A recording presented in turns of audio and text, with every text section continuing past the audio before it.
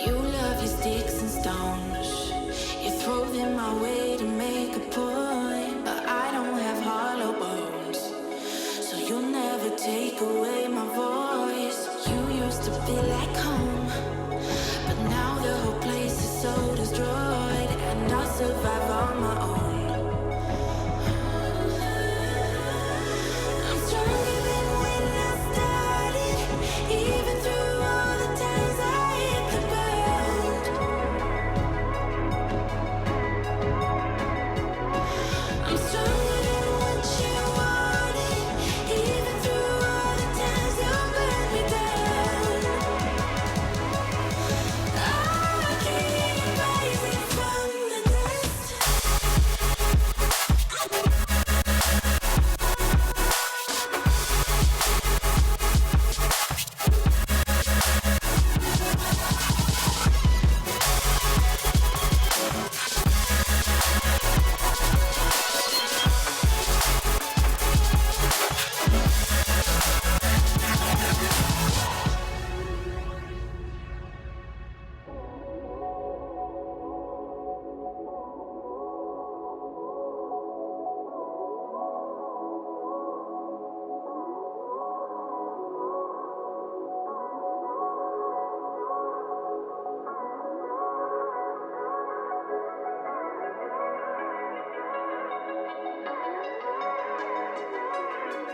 You used to always say words that were laced with poison love, and you thought I'd always stay. Guess it turns out push came to shove, we'll never be the same. You take the dig, I take the jump, I finally found my way.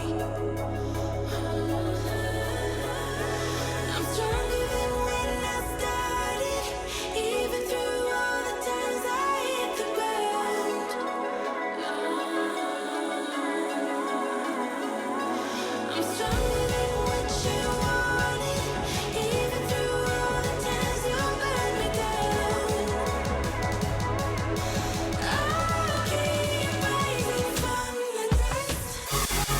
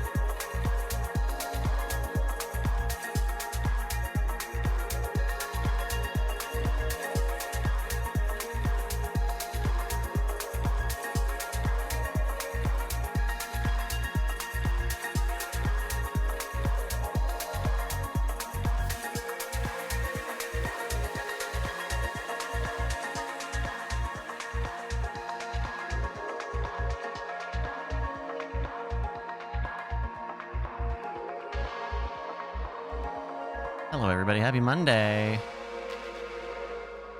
Hello, hello, hello. Yo. There they are. What's going on, everybody? Let's poppin' in. Hello. Yeah. Let's pop it. Hello, Governor. Hello. Fam. It is October 11. We're going to do weird things here in just a minute, everybody. We are. Hello. It's just a fact. We're going to get weird. I'm told we're going to get weird with it. What's up, Brian? I could swear on the Today Show they were calling it International Day.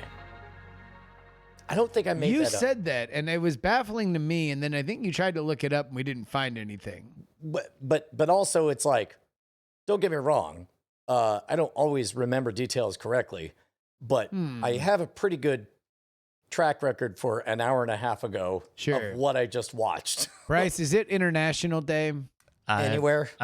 It's a lot of things today, but I've not heard just International Day. I don't even know what you'd be celebrating. It was like with the International fourth or fifth Day. time. Well, in this case, they were celebrating the parade of Afghan refugees that they had, including Afghans in wheelchairs who play basketball. I'm not making any of this up. I don't know what the joke is. I mean, whoa. What about this? Sounds like a joke. I mean, you're saying you're...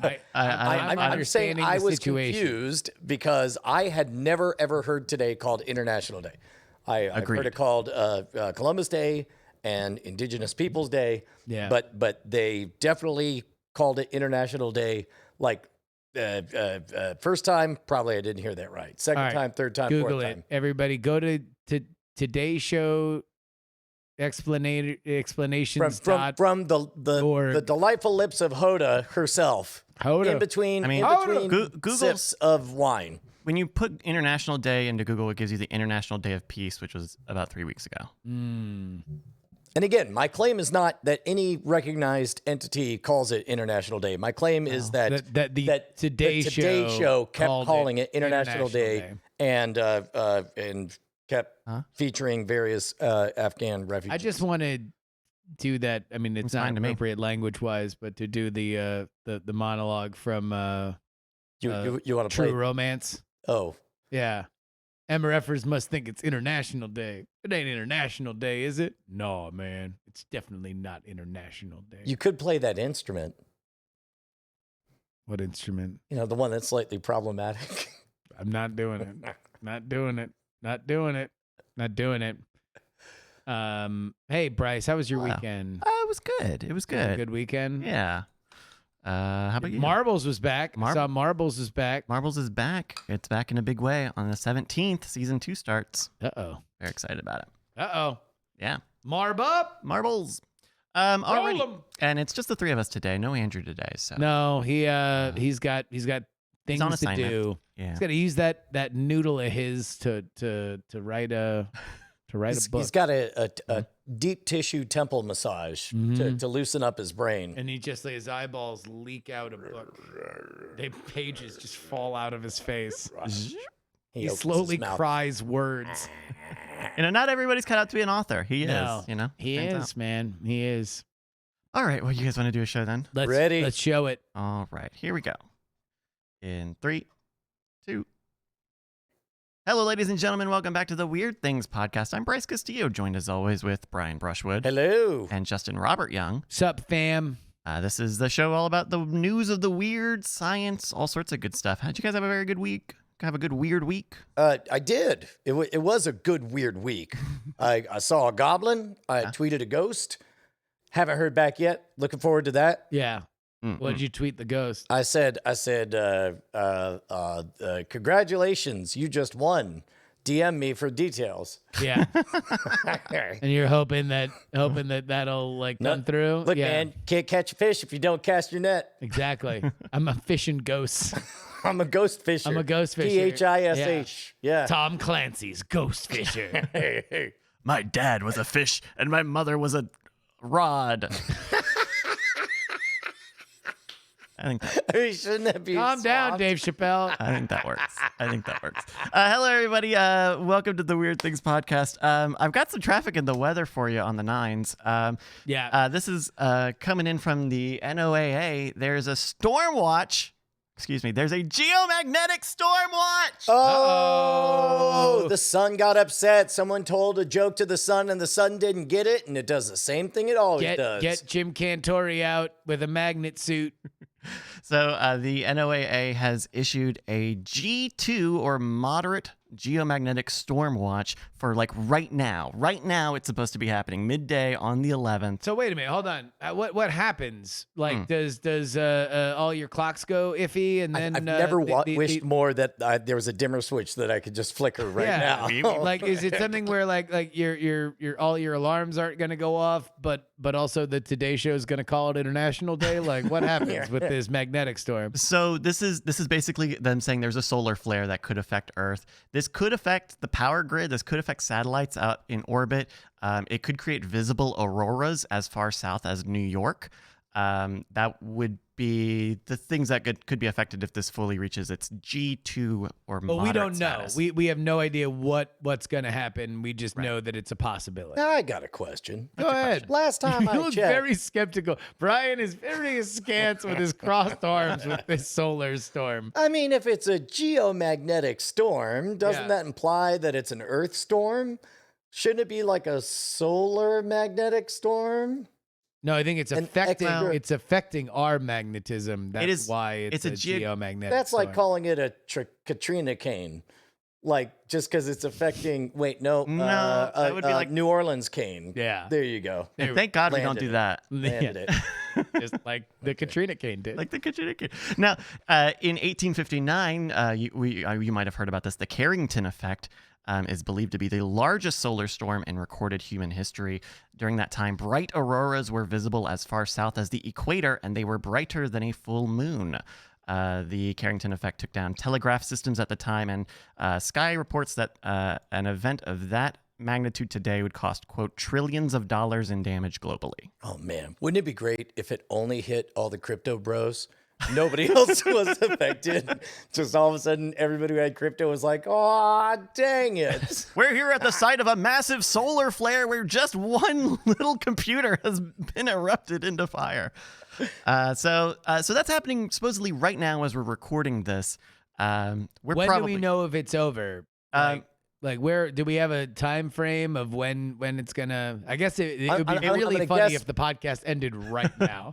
I'm gonna guess that once the sun is on the other side of the planet, we get about 12 hours of respite. We're out of the harm's way. Yeah. The NOAA says lingering effects may persist until October 12th, but we should be pretty much through it. Be on the lookout for podcasts obsessively worrying about what the effects of this geomagnetic storm are going to be. Yeah. It's his son's problem.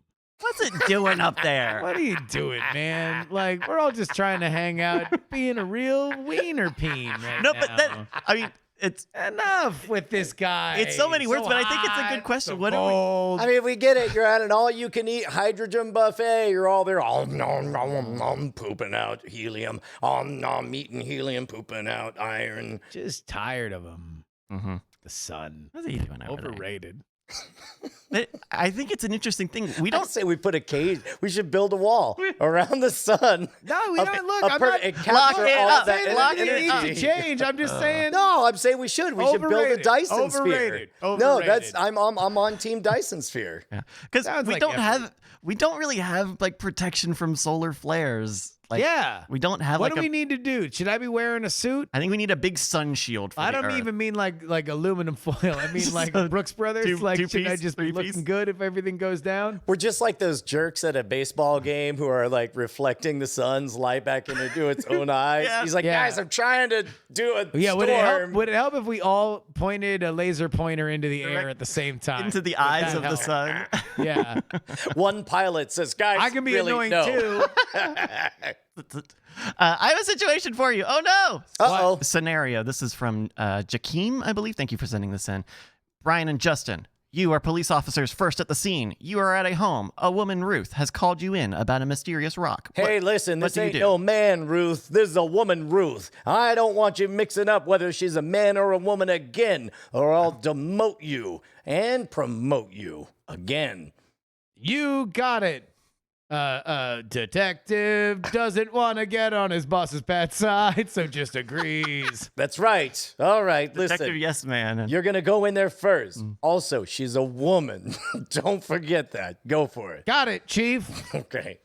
Hi, I'm going in there and talking to Ruth. Hey, Ruth, what's happening? So Ruth opens the door. She tells you she went to bed on October 4th. There were a lot of people in town that evening, so she went to bed early, and she was awoken by the sound of a crash and the feeling of debris on her face. When she turned the lights on, she found a rock in her bed. I flip open my steno pad and I write, check whereabouts of son. I flip open my steno pad and write down, did you call her a man, ? And hold it up where Justin could see it. I look Ruth directly in the eyes and I say, in a deep reverent curtsy, "M'lady."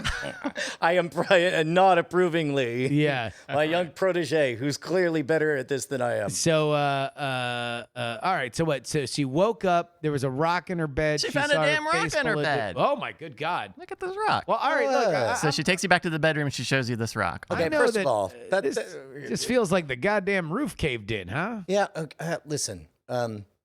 First of all, I want to say great job. Great job on not accidentally misgendering Ruth. Yes. But that looks like just a chunk of tar or something. I think if you're going to investigate, and it's not for me, you're on your own journey.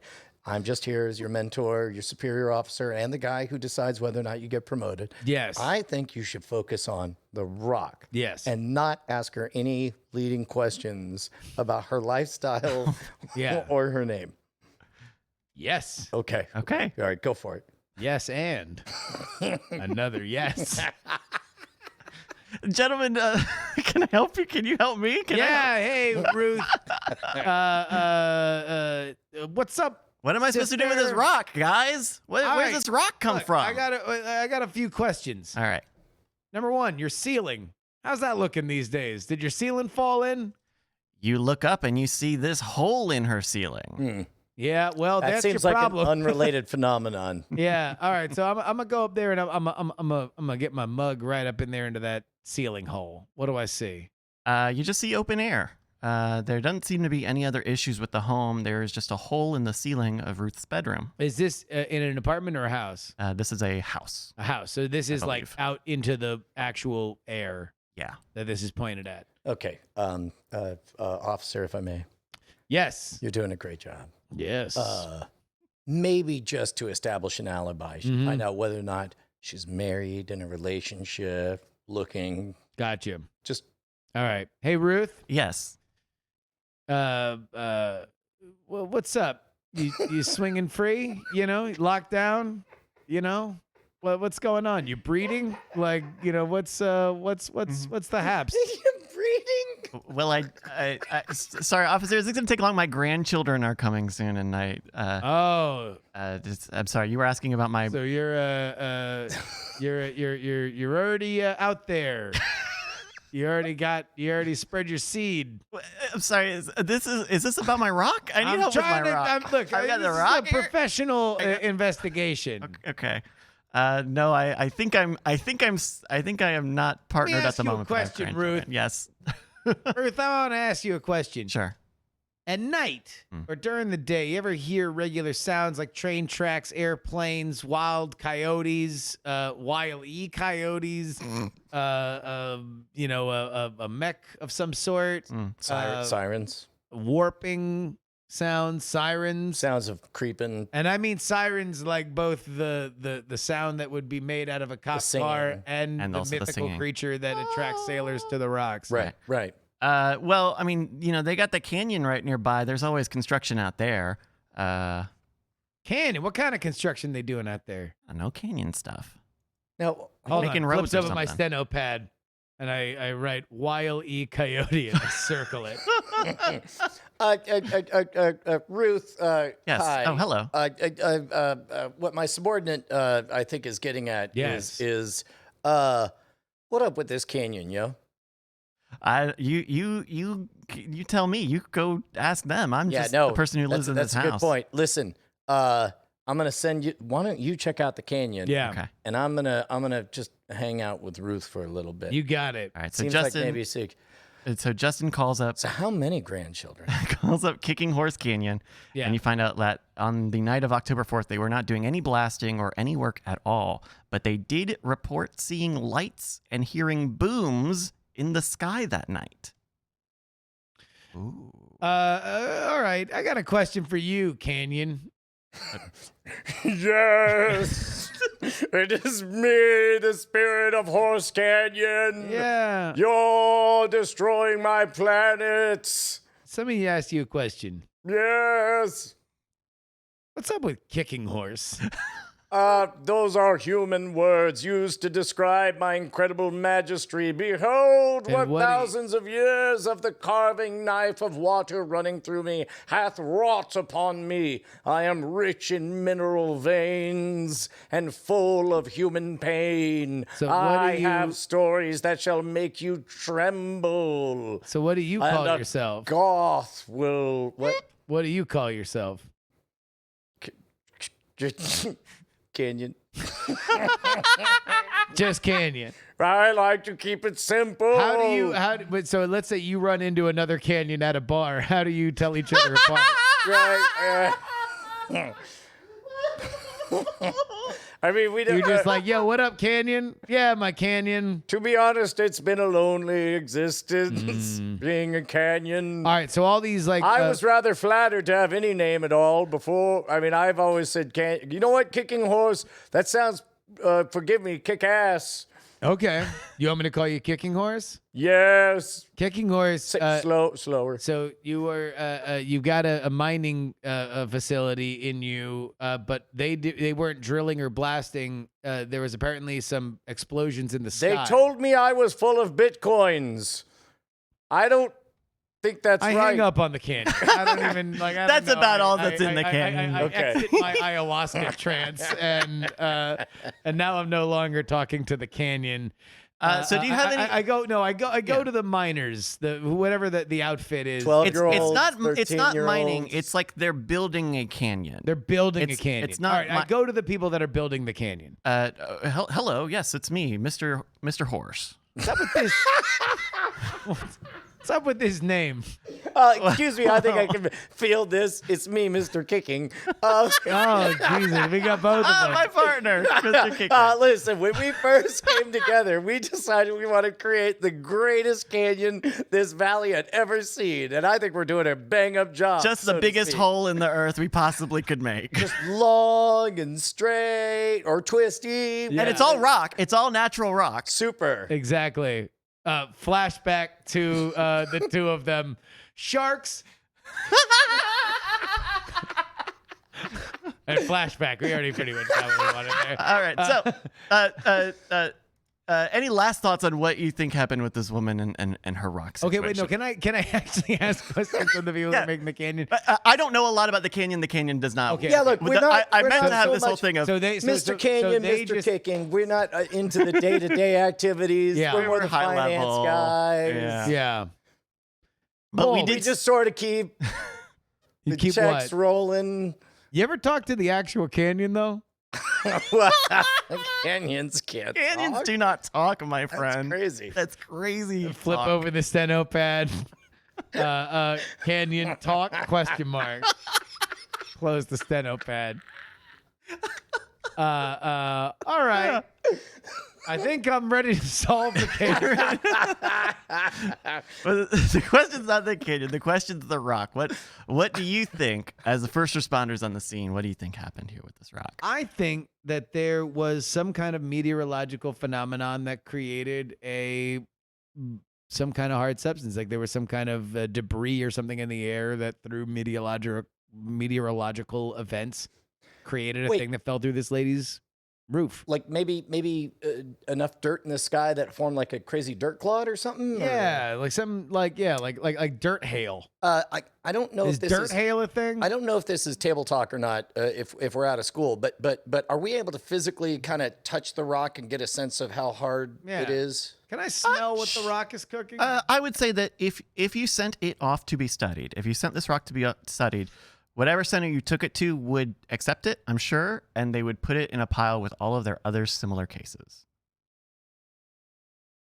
Which is to say, this is uncommon, but probably not very rare. Okay. I mean, look.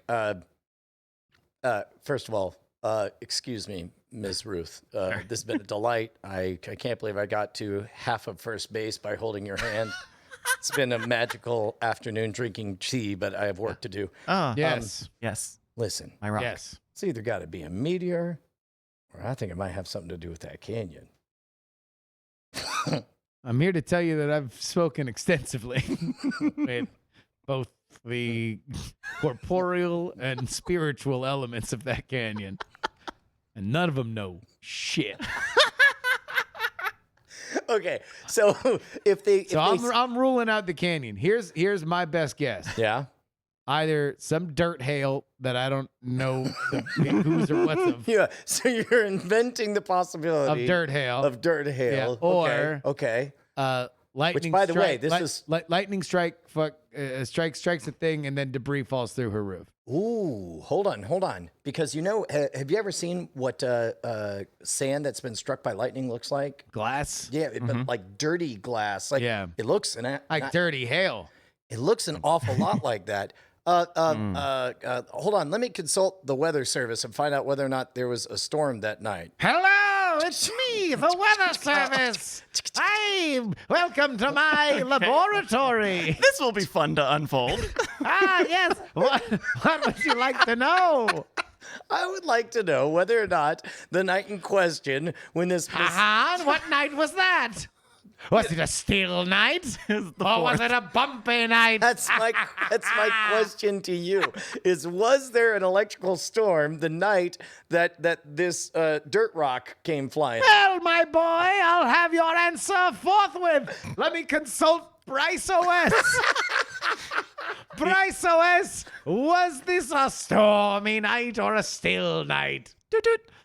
I'm sorry, I didn't quite get that. God damn it. Now playing the Beatles. Well, there was a shower of some kind that night. There was a meteor shower, and you got to the you got. It was a meteor shower. All right, well, Get out of my restaurant.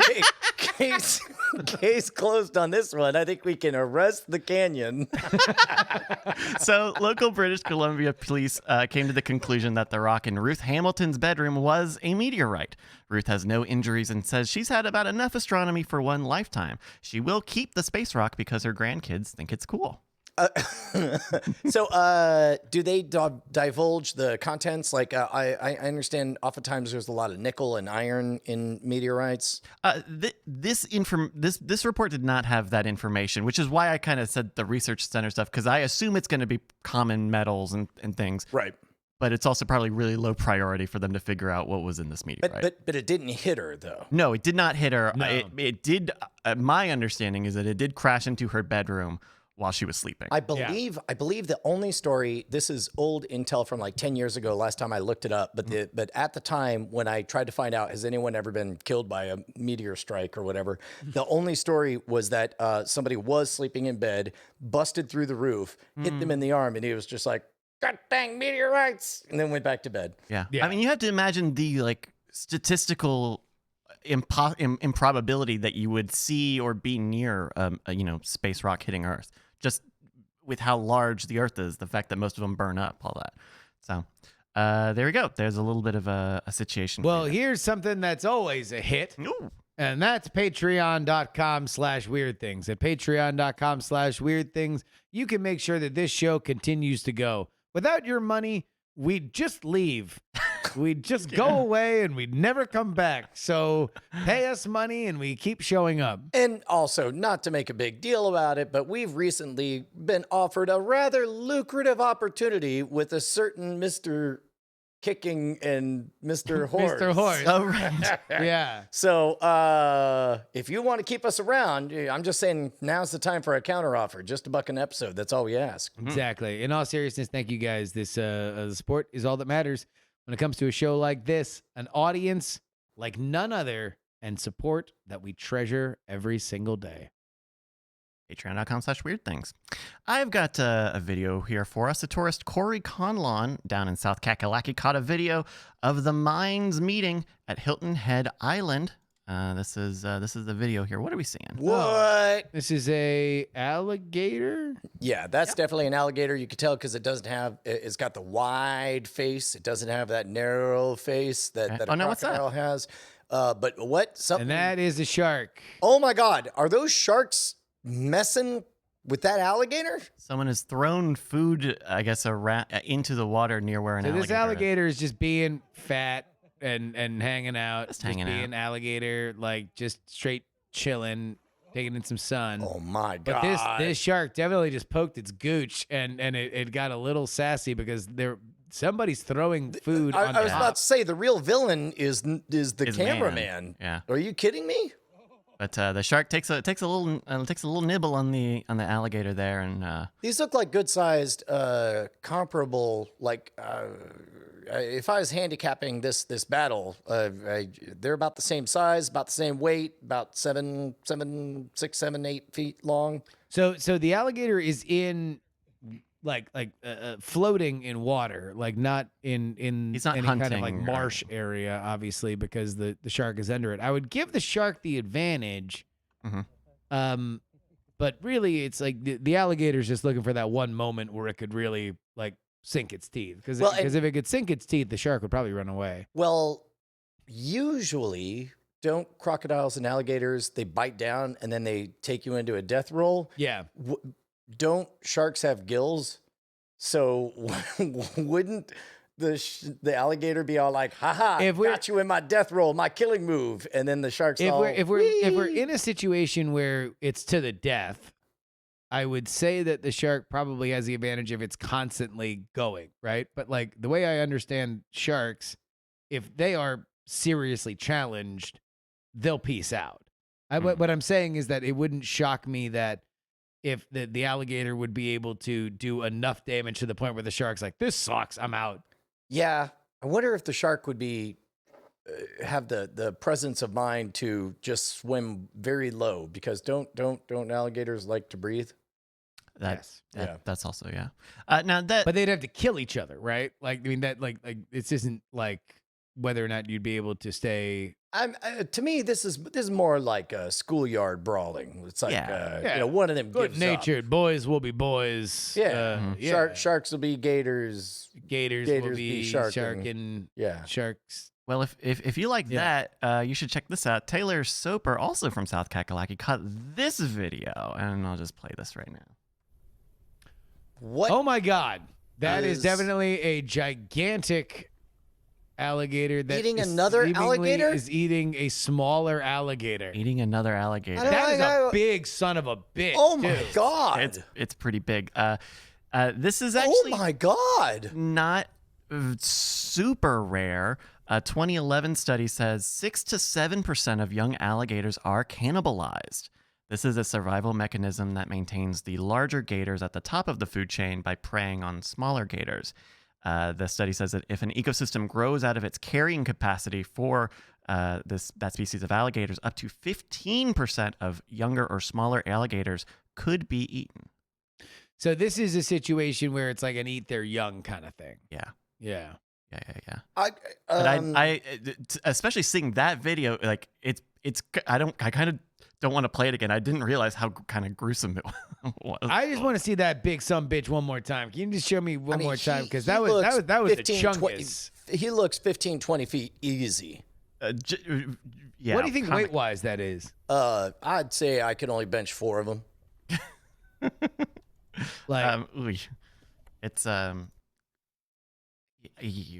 don't know how big gators get. That's some dinosaur. No, that's the Mads Mikkelsen of alligators. Yeah. Alligators can grow to more than 12 feet in length and weigh as much as 1,000 pounds. So that's a little bit of skill for you. Yeah, I would say that's probably on the upper end of that, or on past the 500-pound. So how big do you think the small guy is? I mean, a fraction of that, Yeah. right? Well, certainly. Obviously, yeah, but, Hold on. You just got hired. You're my new number 2 detective. Yeah. Listen, I'm going to need you to go visit A Ruth. fraction of Whatever 2 you detective. do, don't accidentally misgender her. Oh no, oops.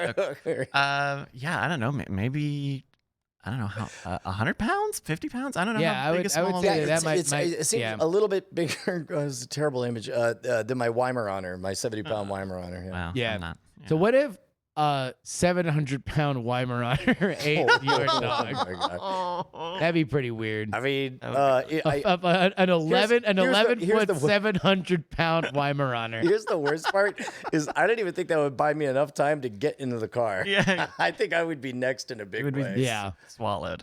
Ugh. Oh my goodness. Okay, here's kind of a historical story for you.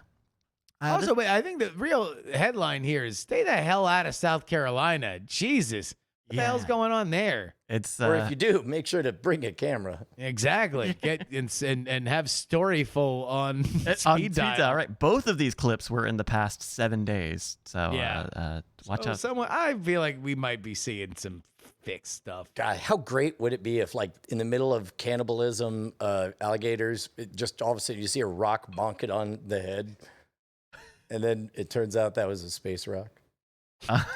That would be good. That would be a collapsing the universe. that would be a fun Herald-style way to tie up this episode. Yeah. And then the canyon's like, in your face. 2 miners come out where it's like, well, horse, yes, kick. I believe we found it. This is the origin story. Tink, tink, tink, tink. Prequel. Our next story is something out of Black Mirror, maybe Black Mirror magazine. This is I want to show you this picture here while I start to talk about this. Oh, Ruth. Do you know about John D? D-E-E, John D. Have you This heard feels of like a schoolyard joke.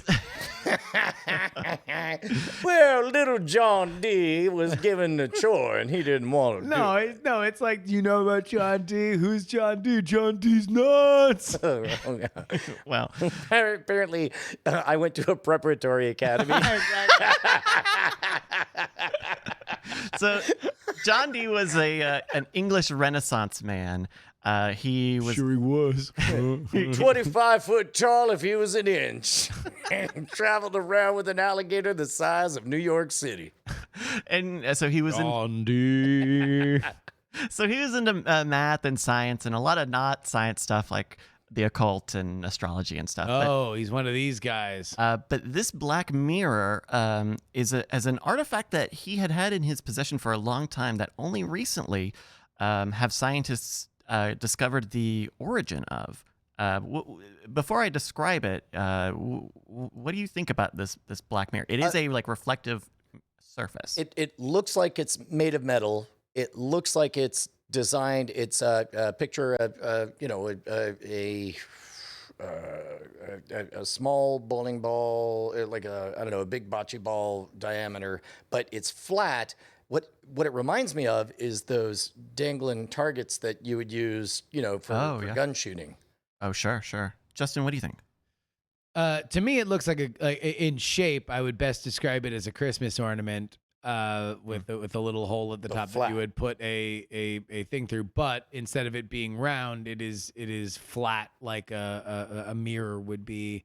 There is a woman who is looking at it, and it looks not unlike you're looking into your cell phone would look, where the only light that's reflecting to it is the most direct light onto your face. The rest of it is pretty pitch black. Yeah. My guess is that I almost want to go with what Brian was saying earlier, with like lightning hitting sand or something like that creates a very cloudy yet reflective surface. I see. Scientists had long believed that this was a mirror of Aztec origin and did not really have any means of... Scientists had long believed this was an elaborate prank and kept looking around and saying, okay, we get it. Well, he Funny was joke, but nobody ever took credit. he was using it for scrying, so it kind of basically did happen. So they thought that this might be Aztec in origin, and new research in antiquity, which is what I'm calling Black Mirror magazine, does confirm that it is Aztec. So it is made out of obsidian. So a pure, flat, black block of obsidian. Could it be that in Aztec culture, I mean, I do know they had a lot of gold and they know how to polish gold. And if what you wanted to do is look at your own visage, you would just probably get a hold of some gold, which they had a lot of. So it's hard for me to want to believe it's just meant as a hand mirror. That's right. These hand mirrors are spiritual items used in the Aztec culture. They were used for healing, spirit protection, and for capturing souls. Aztec deity Tezcatlipoca, their name translates to smoking mirror, and they are depicted wearing one of these mirrors. So it's believed that Dee may have heard about these stories of using these mirrors in Aztec culture and procured one for himself. Tezcatlipoca took me on a journey. Ole, ole, ole, ole. What was interesting about this is they managed to track down its Aztec origins. They make it sound like it was pretty easy once they could test the obsidian. Apparently, this is what archaeologist Stuart Campbell says from the University of Manchester. The good thing about it, about doing it with obsidian, is that obsidian is only found in a limited number of volcanoes around the world. So there are quite a small number of potential sources, and we largely know their composition. So once they figured out it was obsidian, they basically blast it with X-rays, and they take a look at how the object reflects that radiation back. Oh, and that could only be from one of a handful of sites around the world. Obsidian is straight up just smoky dark glass that's forged in volcanoes, I guess. No, I think Making all that stuff up. it's just like a black rock. It's like a Yeah, I think it's fast drying lava. But it's got to be made of something, so at an elemental level or a compound level, silica, or sugar and spice and everything nice. I mean, whatever normal lava is made out of, right? Molten metals and rocks. Look, we're all experts here. Yeah. Let's just all say it at the same time. Okay. All right, Ready? 3, 2, 1. Whatever they make Loves. Gumby out of. John D. There we go. We solved it. Okay. One other quick story here for you. Yeah. Are you familiar with French astronaut Thomas Pesquet? Oh my God, dude! You Dude. remember that time we ran into him at the bar? Pesquet, baby. He was there with he was on tour with Peskers. his pesky Pesquets. Yeah. It was Pesquet and his pesky Pesquets. Yeah. He did a great version of Do the Twist. That's right. They played Foursquare live on They stage. did. As was tradition at the time. Yes. You're out. No, Yeah. not out. And then they did their famous snake production at the end. They did. Yeah. Where they literally just made snakes breed on stage. And they all gathered Yeah. around with their fists clenched in their obsidian mirrors, and they said, "Breed, snakes, breed!" Yeah, and everybody was chanting and throwing Foursquare balls. wee. Yeah. Yeah. Yeah. And then at the end, everyone said, like, They were come like- on, baby.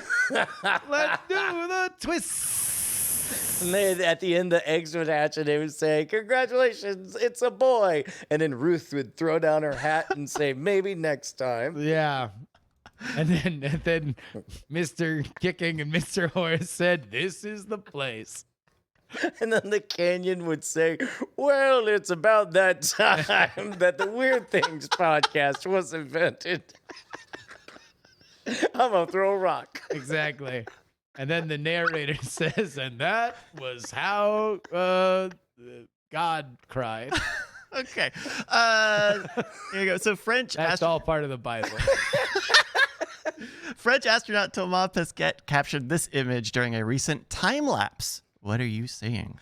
Ooh, I think those are more meteors attacking the Earth. Also, for some reason, what looks like the Enterprise is dropping them up in the upper left-hand corner.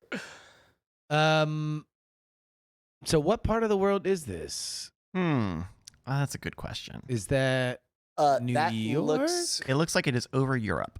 Over Europe? Is that, you know that, John? Is that Italy? Is that the that could Italian be. boot? Does look like the boot a little bit. Yeah. Looks like Oh the- wait, so we're seeing it from south looking north. So that would be in the middle of the Mediterranean Sea. You know what? It looks like it's close to the Balkans. Mm. And it doesn't matter super much where it is, or maybe if you think that's helpful in figuring out what it is. But do you have an explanation for this bright light here? I don't. Somebody left the bathroom door open, and it's a reflection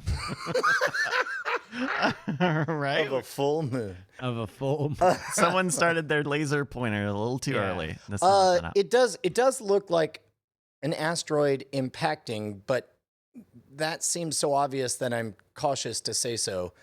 Although you can see Orion over the horizon. That's kind of cool.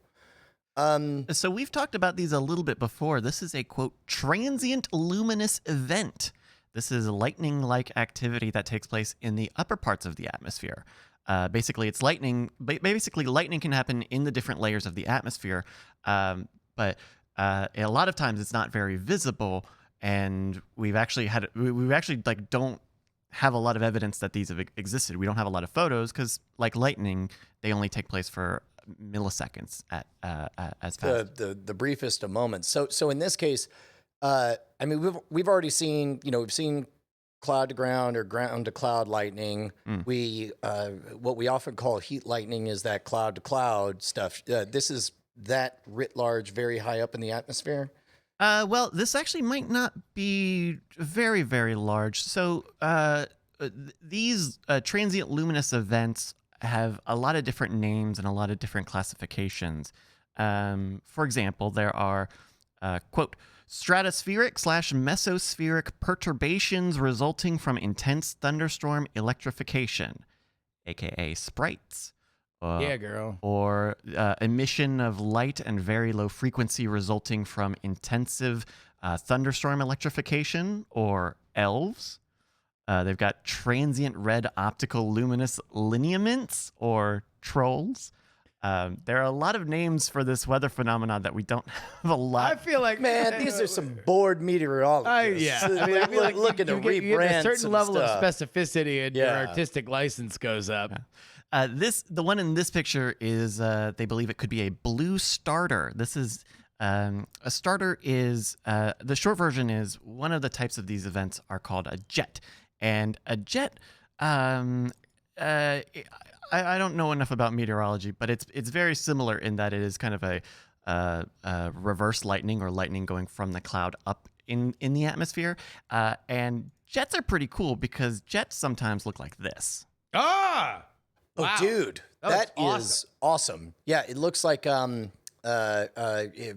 you could picture a black hole that is shooting out, X-rays right at the nexus point, that's what it looks like. But It kind of looks like a spectral onion, like an onion stalk. yeah, Yeah. and it's got like a sassy headline making fun of Bill Clinton.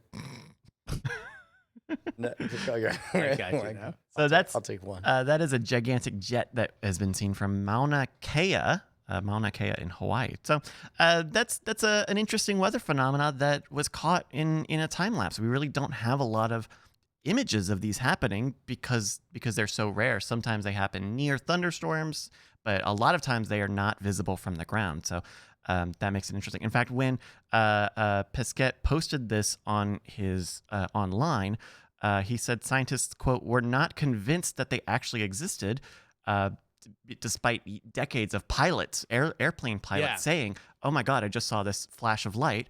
And scientists saying, well, I don't have any proof of that. I don't see anything happening. Hey, you're gonna trust these pilots? Look at me. I believe in UFOs. It's the moon, dummy. Alrighty. Well, that'll do it, I think, just about for stories here. Do you guys got any picks? You want to do some picks?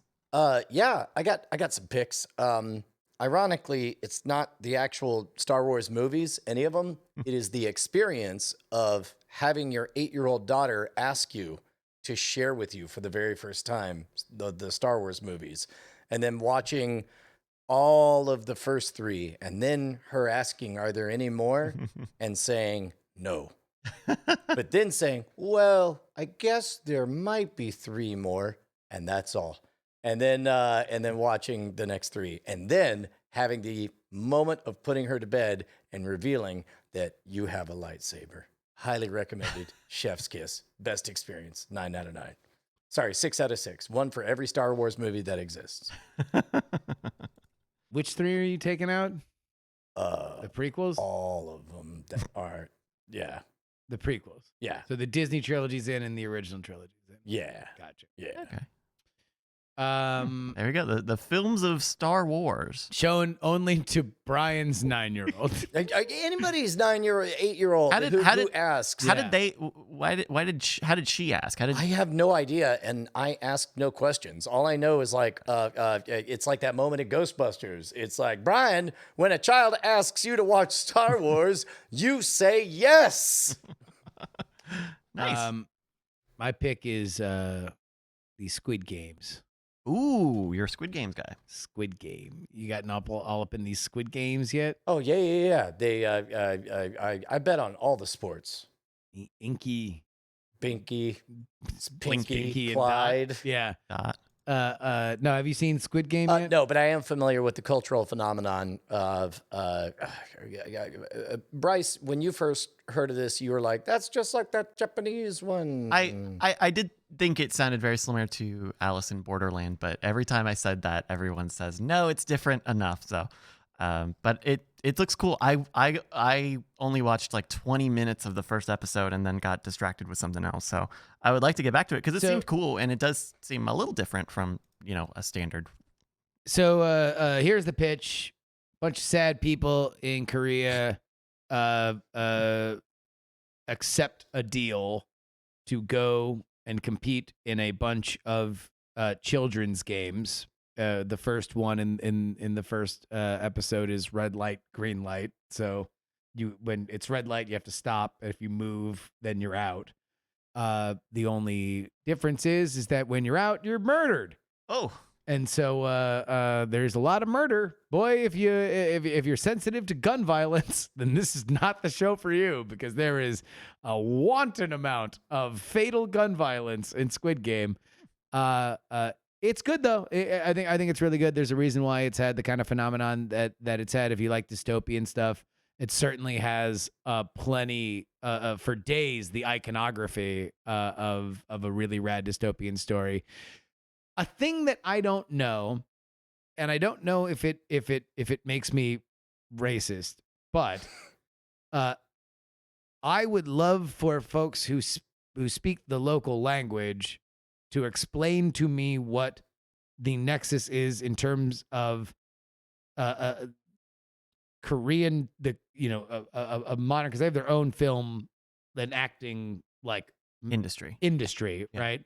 Whatever the difference is between, the subtleties between an American style of acting and a Korean style of acting, on whether or not these performances, which I think are extraordinarily well written, but I have no idea whether or not, because it's very animated, especially some of the main characters are like very like Jim Carrey level, cartoony, like what?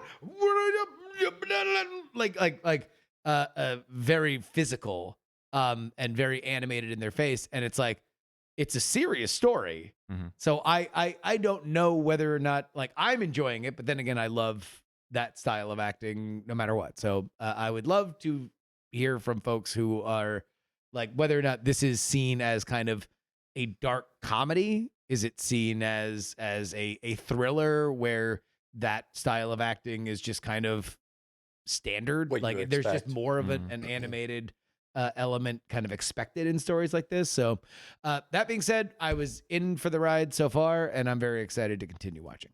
Nice. Squid Game. Check it out. I've got 2 picks today. First, I've got a little bit of a selfish pick.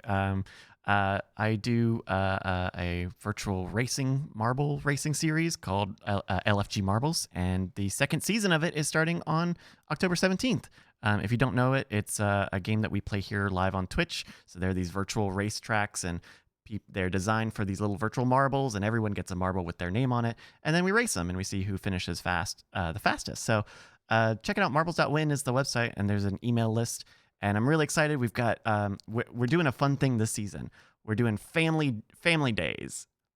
where on Halloween and on Thanksgiving, instead of doing like all the points and the competitive stuff, we're just going to be playing the game, and we're going to keep like explaining the rules and kind of keep the language kind of safe so that you can share it with your family during the holidays. Fun. Yeah.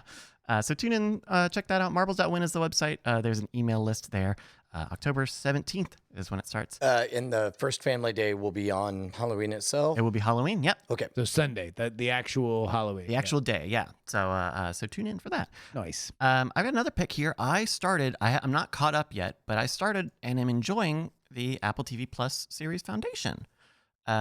I am digging it. Justin, you were watching this and had some concerns. No, I have not watched it. Oh, you haven't. Okay. Maine did, and was had some notes on some of the liberties taken with the source material, but I have yet to get into it. I think the thing I'm concerned about, I'm on episode 4, I believe, and what I've liked so far is like it's got a real fast pace to it, right? We're jumping time, we're going back and forth, we're seeing all sorts of different people do, we're going through the history pretty quickly here. And then we kind of got to this point of like where the time card said now, and I thought, oh damn, I hope this doesn't really slow down the show a lot. And so that's where I'm at. I liked that we were churning through characters. That's mostly what I remember about the first book, to be totally honest. And I don't know where the scope of the series is, but the vast majority of the stuff that I remember about Foundation, the entire series, I remember in things happening in the second book. So the thing that I remember the most about the first book was A, the concept being laid out, and B, the fact that whenever I got attached to characters, we jumped like 300 years in the future. Yeah. So I'm excited to see it though. I'm really liking it. It's reminding me a good bit about Raised by Wolves on HBO Max. Yeah.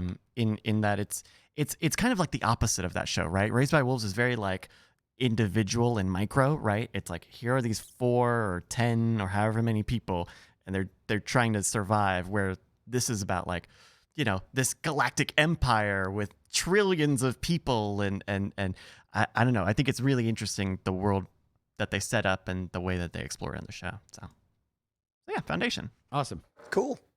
Well, that's going to do it here for the Weird Things podcast, everybody. Thank you so much for getting weird with us. For Brian and Justin, I'm Bryce. It's been weird. Where did that rock come from? Alrighty. Good show, everybody. Yeah. We can get ready for After Things here in just a minute. Yes. Cool. So we need a break. I'll BRB. Sure. Hey, Justin. How's it going? Hey, man, what's up? What's going on? I think I've got a topic for After Things. I do kind of need to skim this link, but I think I got a good thing for us here. Well, I'm excited. Yeah. How was the weekend? Anything fun happen? Well, John Teasdale's in town. Oh. And so I've had fun hanging out with old Johnny Teasdale. And then getting ready. There's some lot of stuff going down over the next few days. I'm going down to South Florida. Oh wow. For a secret. I don't think anybody is. I'm going to spoil anything by saying that here, but just a quick pop back and forth to South Florida, which is nice. I'm actually really excited about the fact that I can do that now in a way that I really couldn't on the West Coast, because getting from the West Coast to the East Coast, unless you were really just blowing up your week, you couldn't just like go back and forth. Yeah. So that's cool. And we recorded, I don't know if we can say it or should say it, but Brian and I recorded a little guest spot on another podcast. Oh, right. I heard about another that. podcast. That's It was fun. pretty funny, so hopefully people will enjoy that. I don't know whether or not I don't know. Yeah, I don't know. Things are happening, man. The train keeps on rolling, as the metaphor explains. Oh, very cool, man. And I got another friend coming in next week. I'm going to 2 concerts on Friday and Saturday. Oh, really? JPEG Mafia Oh, nice. on Friday, and then Luda. Oh, right. The Luda show is this Ludacris weekend. on Saturday. Oh, that's fun. That sounds fun, man. Where's that JPEG Mafia show at? Do you know? I mean, it doesn't matter if you don't know. I don't know. I mean, apparently there's a live venue here in Austin. I've heard of damn it. having. I've heard This that there- stupid new iOS thing with the URL down at the bottom. You can move it on the top if you like. Can you? Yeah, hit the left icon there where the on the URL, and you should see address bar on the top as an option. I like it on the bottom. What I don't like is that it's right where the share button is now, and so I Yeah. tap it and I tap the share button, and I don't like that. But I like it at the bottom. I'm a bottom URL fan. I don't like the new Emos. It's at Emos. at emos. Oh, nice, very cool. Nice, very cool. I saw that the 100 gex or wait, no, that's what they're called, right? 100 gex? Yeah, 100 gigs. Yeah. I apparently did not say it long enough that I forgot what it actually is. Oh, really? But I guess they're about to go on tour, and they're going to emos here in Austin. Oh, but really? I think it's already sold out. I think they're on tour. For whatever reason, Reddit has started feeding me the 100 gex subreddit algorithmically, and all of it is footage Tour. from live shows and shit like that. Yeah. I made an app over the weekend. I saw. Let me see. I think there's a way. So productive of you. It was. Is there a way I can show this that just shows the whole thing? Oh, yeah. So like I make, I need like when we do chord killers, there's all these like different elements that I need, and then we turn them into like the podcast show notes, right? Yeah. The description show notes, and it usually means on Monday nights there's like a 30 to 6. Actually, this is what I'm going to talk about in after things. So I'm actually Okay, going to. so how about you don't talk? How about you talk about- shut your mouth? Shut right the heck now? up. But now you're But now I don't have anything. doing a thing But with science. but yeah, that was pretty fun. And then watched the race on Sunday. It was a pretty good race on Sunday. Is it a good race? Pretty good race. Yeah, Who it was, won? Valtteri Bottas, the number rascal. two Mercedes driver. It was good. It was kind of like a wet. It was like not raining, but it was a wet Where race. was it? Where in the world was it? It was in Turkey, Turkey. Turkish GP. And it was rainy a little bit, and so the rain's fun because the rain is just chaos. Yeah. You know, the big drama from that race was when Hamilton, kind of the number one, or I guess now he's the number 2 driver. Yeah. He refused the order to go in and get new tires near the end of the race. Because he thought he could handle it. He thought he could keep going the last. It was only like 10 laps left. Could he or something. not? They insisted a lap or 2 later, and he went in. He ended up losing places and didn't have time to get them back. And so he's a little behind in the race. Can I spoil a fun moment of television that you probably won't watch? Sure, please. So I've been watching this show, Heels, Oh, right. on Stars, which is about independent professional wrestling. And for my money, my favorite character on the show is this like amalgamation of like a modern day like Jake the Snake Roberts or somebody that was very, very big back in the day. At one time, he came out of this independent professional wrestling thing. He then became a gigantic world champion, and now he has fallen on hard times, and he finds himself back with this independent wrestling outfit. And so they've secured this big, awesome, big make or break kind of moment at a state fair. And there's this foreboding element of the story as this character is very dependent on pain pills. And so they have all these kind of serious sort of scenes where he's like demanding that these people get him more pain pills, where he takes the pain pills and you see him kind of like start to like fuzz out and kind of lose it. And Ashley's like, oh, he's going to have a heart attack, isn't he? And I'm like, yeah, kind of looks like it. Yeah. So they get in the highest sense of drama into the middle of the match, and all of a sudden he kind of looks like he's out of sorts because he shit his pants. Oh no! And the literal line as he's lying down on the side of the ring is shit my pants. Can't bear the shame, so I'm just gonna play dead. Just literally plays dead on the side of the ring for the rest of it, which sets up the big fun thing that happens at the end. Oh, that's fun. But I think for a show that has had a better than average track record of kind of capturing what I think is very fun and interesting to a lay audience about that universe, a pain pill addicted older wrestler shitting himself in the main event was maybe the big nadir of it. I absolutely adored it. That's pretty good. I like that, and I like when they when writing subverts those expectations. Right, you see someone coughing, and that's someone who's gonna die, of course. Okay, some furtive glances being shared here. Hello. Oh, society.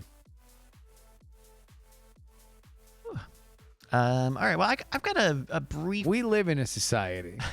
A lot of people don't realize that. I'm like the Joker. Yeah. From the movie Joker. All right. Justin, did you need a break? Nah. You good? I'm a barrel on through. They call me the barreler. The barrel. That's right. Big barreler. Big barrel gerbs. Big barrel gerbs. Yeah. You send Bryce the thing? All right. So Bryce will know, and now. Oh, okay. Now we'll just all be in on it. All right. So go look at your phone, Bryce.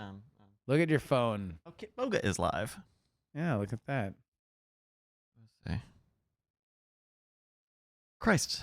Not great timing. No. No. It's not. No. Okay. Well, we'll deal with that. We'll deal with that another time. All right. I have a bunch of questions, but they probably wouldn't help. Can't really talk about any of that now. So I have a small topic for After Things. This is maybe 20, 30 minutes. Let's go. And I'm fine with that. All right. Here we go. In 3, 2. Hello, ladies and gentlemen. Welcome back to the After Things podcast. I'm Bryce Castillo, joined as always with Justin Robert Young. Hey, what's up? And Brian Brushwood. Yo, we should form a canyon. That's right. This is the more than 3 podcasters is a canyon. I thought that was already called a podcast. Welcome to After Things. Welcome back to the show all about being a creative professional, getting stuff done. I had a really great weekend, you guys. Go on. Because I made an app. What? No. Last time I checked, you have to pay somebody $5,000, and it's very difficult and very expensive to make an app. I checked on it. Must have been, only 12 years ago. Well, I did it myself. It did cost a little bit, but no. Over the weekend, I ended up making this little web app for Cord Killers. When I published Cord Killers, I have to make a lot of copy, right? I have to make different versions of descriptions and titles and all sorts of stuff. I have to make a lot of different types of text variations, and none of them, they're all a little bit different. So I ended up making this with this JavaScript course I took earlier this year, which I didn't finish. I only got like a third of the way through. I was able to make this whole thing, and so I can put in the episode numbers, and I click a button, and it fills it all in, and it does everything that I need. Dude, this is so cool. It's really awesome, and it adjusts when there's a guest, or even the weirder stuff when actually spoiling time's not going to be on Monday, or the URL for the upload went screwy, so I need to change that part. And so it was awesome. It only took about a day or day and a half or so, and it was a lot of fun. And I think part of the reason why I did it is. There's I don't even necessarily know what this is. I think this is like a policy book or something from Google. But it's this really interesting page called Eliminating Toil, which is all about I think this is for Google's site reliability team. So the people who make sure Google is always up, and they talk about toil. Do you guys think about toil when it comes to like your workflow? No, when you say toil, you mean just the tedium of doing stuff that working in the salt mines kind of thing? Well, they actually describe toil in this article. It's not just the things you don't like to do, but it's things that are often manual, repetitive, things that could be automated. There are some things of toil that you just have to do, right? Like having pager alerts for these guys. They need to always be available. But basically the idea of like extra work you do not need to do, and when you do it, it's not good. It's not fun, or like overhead. You might think of it as like overhead work, right? I kind of feel like a good voice. Would you want to chime in on this, John? Yeah, sure. All right, because John is very much in this field. So you go ahead and take my mic here. Ladies and gentlemen, joining Kick and Horse and Canyon Enterprises, Thanks the for the master of toil. Thanks for the himself. tag in, Justin. Yeah, thanks for joining us, John Teasdale, everybody. So what are some of the things that you think of when you think of toil? Like how do you define it? In software engineering. So that is, I think, why Justin tagged me in. Is I am a software engineer by training and practice. I have 10 years of experience at some of the big Bay Area tech companies. Actually, several of the first ones you'd think of. Oh, wow. When you hear tech. And I like to think that my entire job is just making information easier to access to other people. Like the entire job of a software engineer is just making talking to computers easier. And all of the things that surround that. So I believe that at every level of software engineering, you are forming easier and easier and easier abstractions for regular people in order to leverage technology. So really everything we do is reducing toil. So in the pre-industrial era, reducing toil looked an awful lot like getting labor, whether by ethical or unethical means. Somebody who is not you to do a lot of stuff. Like I have an idea for a pyramid. I don't want to be the one to move the blocks. Sure, or inventing gears or levers. Right, and then we get to the Industrial Revolution, and now we're going through a phase where, if not artificial intelligence, then at the very least, computing power is able to automate a bunch of the copy, paste, repeat, because I assume that's a lot of what you were doing before on the Cord Killers posting. Exactly. They would be, most of that time would be doing a lot of finding and replacing, and it's very error prone, right? If I make a mistake, then it tends to cascade because I am still putting it in with this, automated thing. So now at least, I've got the tools to fix stuff and reduce some of that toil, right? It's stuff that kind of has to be done, but is being done the long way because that's simpler, but not necessarily because it's easier, because it's very difficult to put a tool together like this. But now I have it, and now it's way easier. That's true. In fact, I think the mark of a very good software engineer is being able to recognize what problems are worth the initial investment in developing a custom tool for, because a lot of my close engineering friends, you would be very surprised at how much these like brilliant minds waste their time. I believe that the invention of Linux probably did more damage to the net GDP of humanity than anything else. Is that because you could get lost? And this is something Richard Feynman would talk about. He regarded computers in general, and we're talking all the way back to punch card days, as gizmos that offered too much distraction for all of the potential that they had to do great calculations quickly.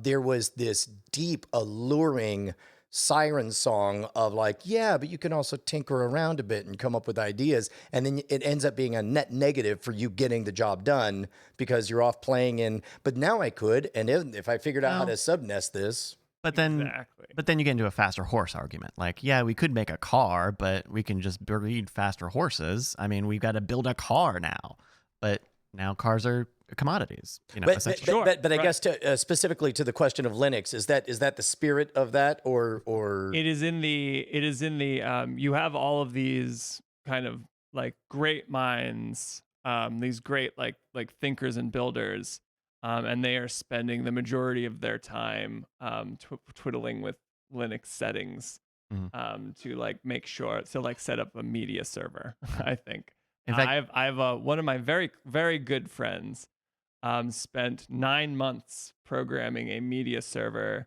that he just lists all of the shows that he wants, and then it watches them. It watches the torrents for when they become available, and then automatically downloads them and categorizes them and like marks them when they've played, and can stream across multiple devices. And this was 9 months of work from a person. I would imagine he made more money than me at the time. So if you imagine like $250,000 worth of hours, engineering man hours. productivity, Well, and he never watches TV. And the worst part is that it seductively feels like you're doing something good the entire time. When I was first starting off, I quit my day job and I got into magic in a pre-internet era when you couldn't book a gig over email. One very effective way is to send out postcards and then get phone calls back or whatever.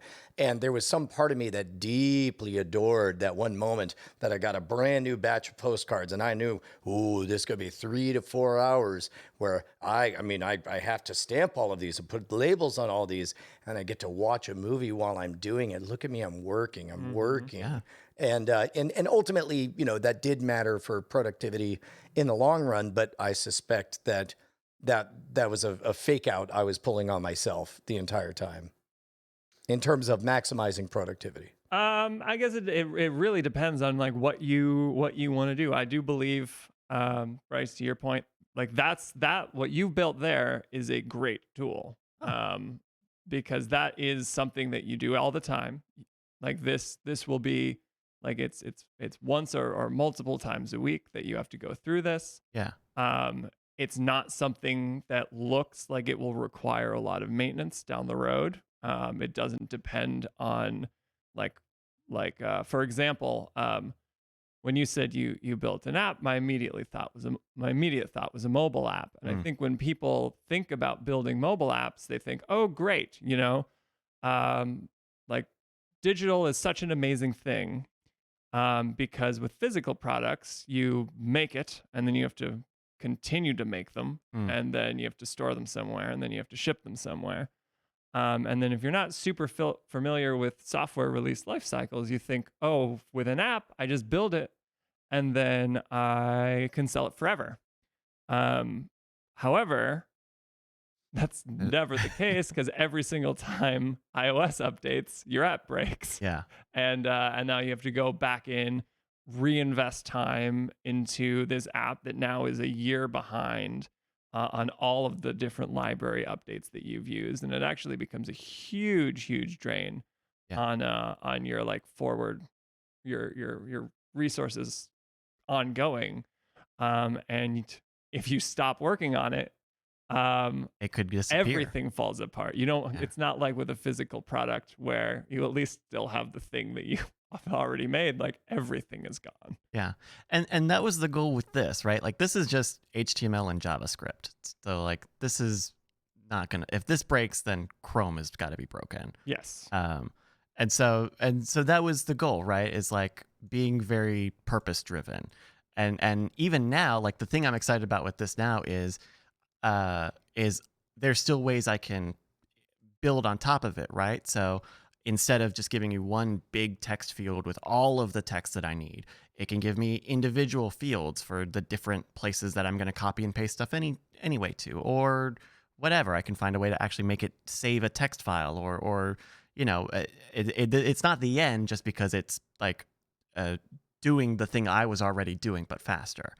And so that's what I'm excited about. And partly because it is cutting through a bit of toil. What I really like, and I don't know how much of this was front of mind as you were designing it, is that this helps you out in two fronts. Number one, it saves Bryce time, so Bryce doesn't have to do the tedium that he has to do every single week to post a Cord Killers thing. Yeah. But also, it reduces that friction for when Bryce wants to take a week off, somebody else could step in, and they don't have to understand why this works. They just have to know that it works. Exactly. And all of a sudden, somebody who, because when John was filling in for you, John grew a deep appreciation for the level of just nested, and then you gotta, and then you gotta, and then you gotta, and make sure this is set up the same as this one likes it this way, this one likes it that way. Right. To have all of that work done frees up you to be able to jump off onto other projects with very little friction to the rest of the business. That's exactly what it is. And also. another reason that this is like a good, I would say that this is a perfect example of the methodology and theory of like the reducing toil, because this tool was built for a purpose. Exactly. Like you did not go in and like try to like brighten it up with CSS. You didn't try to make it look like Web 2.0. This is just straight, like, get to the point. Just MVP. Simple text. Yeah. Let's exactly. make it work. And then to your point, you can improve it. You can improve it if you like, but it is useful as is. Right. And even that progression of getting to an MVP, like this is, the 1.1 version of this. Like originally, this was just a web page where you would go and you would edit the JavaScript file and you would make the object for the different elements be whatever it's supposed to be, and then you load the page and it's done. But even adding that bit of interactivity, which was probably half of the time, like to take it from this thing that took a JavaScript script and made one piece of text into now I have these text fields and how do they interact with each other and all.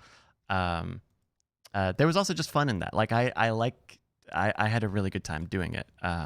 But does it support GIFs? Ain't no reason it can't. I mean, yeah, you can put a but GIF does it URL right somewhere. now? I mean, specifically that the dancing question baby, that though. I mean, America can you just wants to know. success and you get the dancing baby? And I think one of the big challenges will be if we have a show title with like emojis in it, or if we find some, finding new weird ways to break it. Like initially, some of these things at the bottom, these things that I, mostly will never use, didn't work, and I didn't notice because I wasn't like testing it because I don't do it very often. But I don't know. It was just the whole thing was a blast to do. Well, and man, what a gift to yourself, and also what an exciting development that because if it works for this, something similar is going to work for Great Night, and something similar is going to work for this show, and so on. It's a shining example of systematizing stuff to make it a one button publish. And I also believe Brian has now provided a great example to Bryce to keep his mouth shut. Oh no! First of all, these are all things I very specifically named a bunch of things that Bryce has to do anyway. So it's Bryce who gets the benefit of all of these. That's true. But yeah, it's like, Brian's like, wow, what apps don't cost $5,000 price?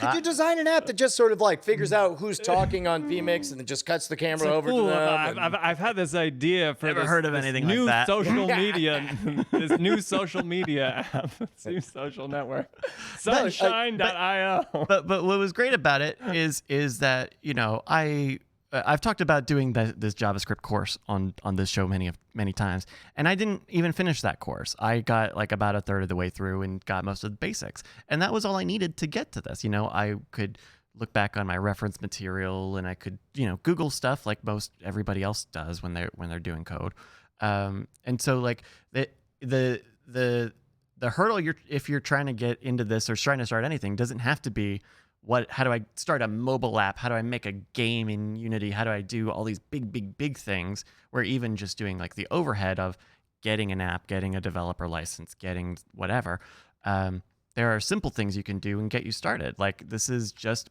basic HTML and JavaScript. It's not going to wow anybody, I don't think, but it's like very materially valuable, and I had a good time doing it. So, if you're thinking that I don't know, your knowledge or your education might not be enough, I'd say get started and build out the things based on what when you say, oh, well, I've got this project here, I need to make it save a text file. How do I even do that? Well, now you have something that you can target with your research and education. That is a very good point. Like, if you can understand the rules to a board game, you can learn how to program. And like the best programmers just know the rules to the more board games. Like they are more familiar with the landscape.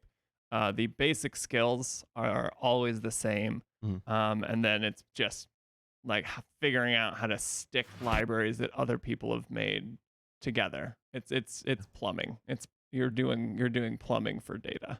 Which is why I recommend Human Resource Machine or 7 Billion Humans, which are these like programming games. And so you're learning programming concepts, but you're not getting stuck with coding or syntax stuff. You know what? I bet because my the same 8-year-old that I was talking about, she's about to be 9, that I was talking about with watching Star Wars for the first time. She's already doing a code blocks type thing, and each block fits in to do a thing. She's already making side scrollers and all that, and it shows the JavaScript elements on there. Oh, nice. I'll bet she's about ready for stuff like both this and I'm a big fan. I guess I'll make my pick. Dragon Box, which is a way to learn algebra without ever learning algebra. It's quite simply there's a dividing line, and you have different cubes that do different things, and before you know it, you're figuring out how to do algebra. It's amazing. Wow, that's pretty cool.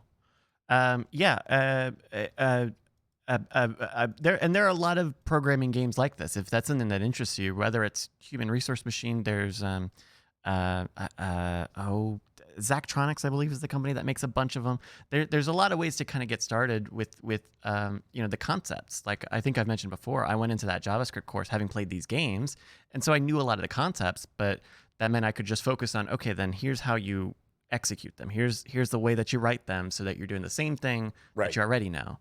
You're like, oh wait, these words equal that green squiggly key looking thing. Yeah, This is the grammar that makes the box. Yeah. And it's a little freeing to kind of break out of the game too, right? With a lot of these games, they give you like, okay, these are only the tools that you have for this. Where when you're kind of really doing it, you're open. You have as much memory or SDKs and code, commands, functions, everything kind of at your fingertips. So very cool. Well, that's a little bit I had. I'll have a link to this Toil article in the show notes. I think it's a really good read, even if it is like specifically designed for Googlers who work on keeping systems up 100% of the time. I think there's a lot of really good information there. Yes, and I'll back your play. I'll vouch for Human Resources and Dragon Box. I like them both. John, normally this is the picks part of the show where we suggest something that our listeners might find interesting or that you've been enjoying lately. Got anything that comes to mind for a pick for you? Well, like Justin, I actually just finished Squid Game. That I thought that was really fun. I really liked the style of it, and I liked the ending, which was something that, like, the ending I actually didn't see coming, so that was nice. So yeah, I think I'll just throw another thumbs up on that one. The good news is that if you're wrong, you only have all of the rest of the world on your team. Yeah, right. Alrighty, well, I think that'll do it for After Things here today. Any other last thoughts? No, dude, it's been after. It's been after. Hey, there we go. Hey, it's a nice short day for you. Good stuff. Thank you, John, for joining us on that show. Yeah. All right, we are going to go offline. We'll be back in about 3 hours for Cord Killers. Tune in for that. Thank you, everybody, for having us in your Monday morning. Bye. Every risk you take.